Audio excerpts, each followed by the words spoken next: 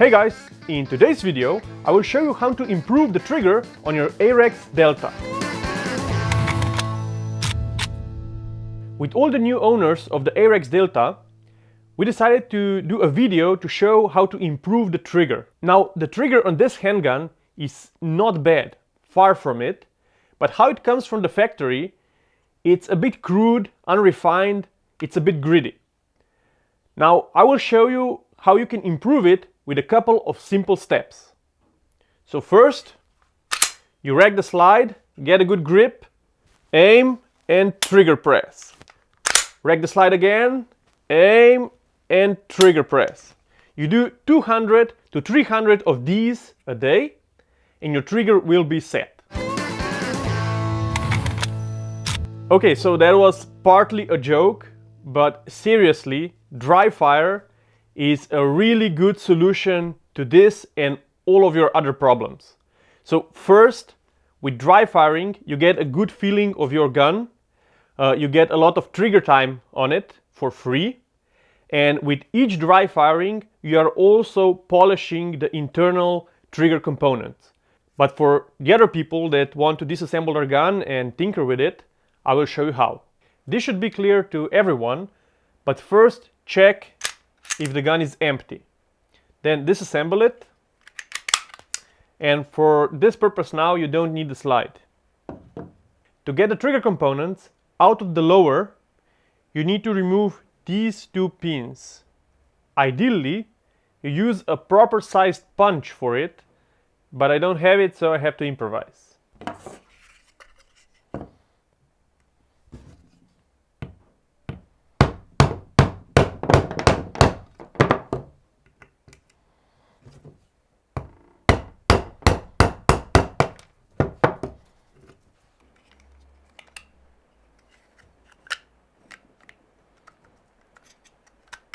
For those that did not watch our Arex Delta review, this is actually the serialized part. So what that means is that you can buy different kind of lower grips, bigger, smaller, different colors, and you can change them out without any problem. It's just plastic and this is your functional part. So what are we trying to achieve with this trigger job? We are not changing any of the geometry of the trigger parts. We only want to smooth out and polish the surfaces that touch together. This is the only thing that you have to do, and with this trigger job you reduce the weight of the trigger a bit, but especially you smooth out the pre-travel and you have a clean, crisp break. I will go through the trigger components, clean them out and show you where are the parts that you should polish. I think here we'll start on the trigger bar and on the ambidextrous slide release. As you can see here from this design, the ambidextrous slide release is actually touching the trigger bar, and when these two surfaces touch, you can feel it on the trigger. Second thing that we'll address on the trigger bar is this hump over here. This is what disengages your striker safety block. So one thing that can help you with your gun and your trigger system is that you are looking for wear marks, because this means that two parts are rubbing together and they're creating friction. If any of your parts has a really rough finish, you can use some fine sandpaper or maybe a fine stone to smooth it out, but I would advise against it, so you do not change the geometry of the trigger. If you decide to use something more aggressive than polishing paste, you need to know what you're doing.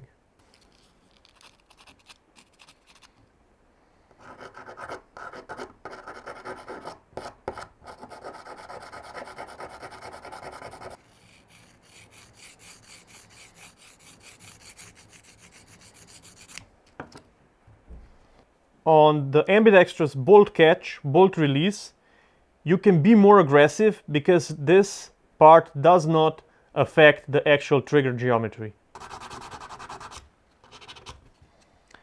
So my goal here on the bolt catch, bolt release is to get all of the high parts off and to get some distance between the trigger bar and the ambi bolt release. My goal here is to pretty much free float the trigger bar so you don't get any friction here. And later I will polish both of the surfaces just to make sure that if there is any contact with them, you do not feel it on the trigger pull.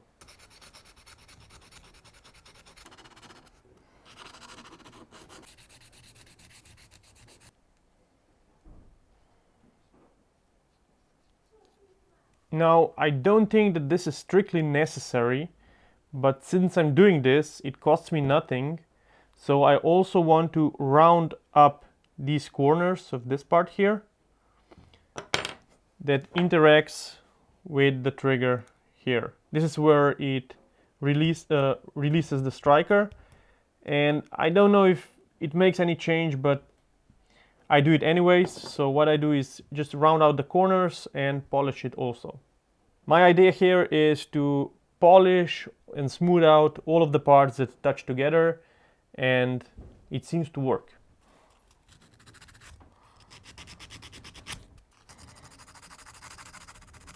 It takes a long time to do this. Okay, so these parts are ready for polishing, but before we start, let's also take out the striker.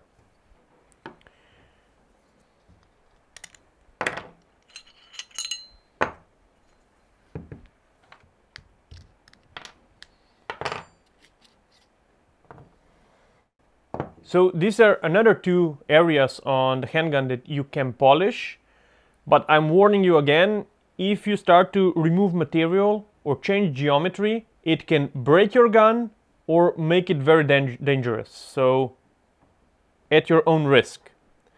One part is the striker here, and you will see on your gun where it has some use marks, and that's the part where you want to polish it. And the second part is on the slide.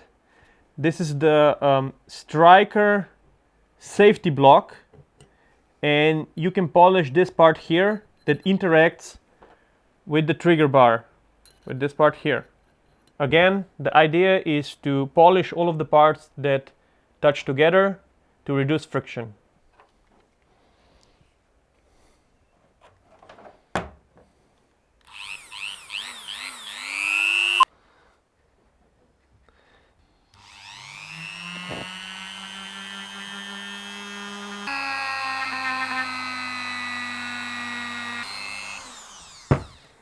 Ooh, mirror polish.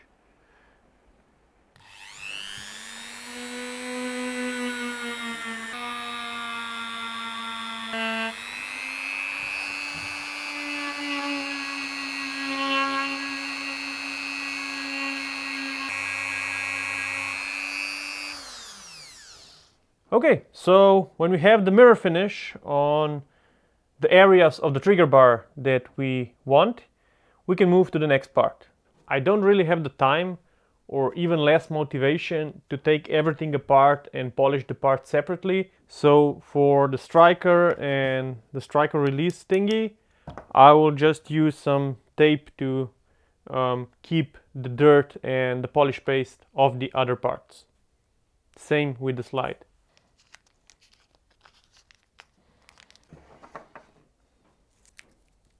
Ta-da! Wow, I don't think this will work really great, but it's worth a try.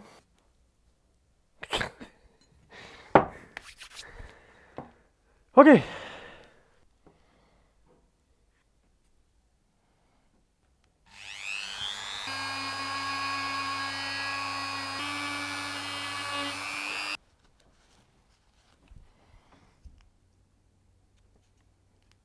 So as you can see, the geometry of the striker did not change. It just has highly polished surfaces.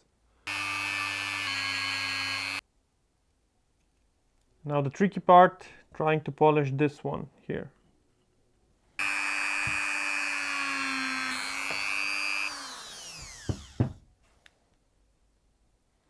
Okay, I think that should be good enough. Once you're satisfied with the polish, the only thing left is to clean the parts thoroughly, lubricate them, and put them back together.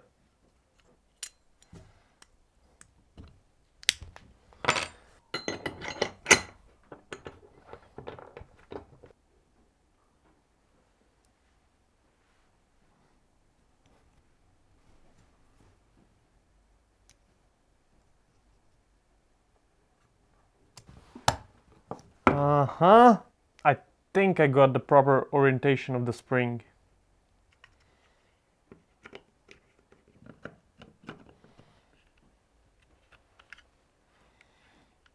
Okay, so when you're putting these parts in, you need to hook this trigger bar here into this part here.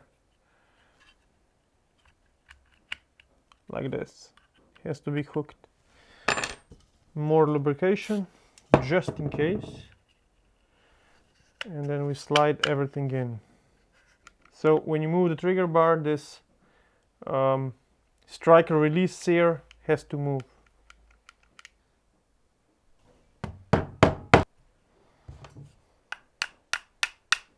So what I'm doing now is when I'm installing the pins, I'm actually holding the lower in my hand and I'm pushing the parts in, and I'm not striking that hard, just so the parts can align. Because if I would put the lower on a hard surface and use a lot of force on the pin, if the parts are not aligned perfectly, you can damage the gun and the parts and everything. So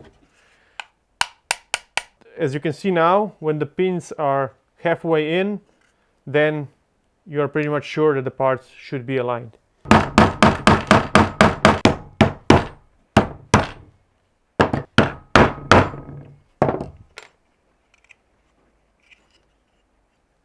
Yep, that should work.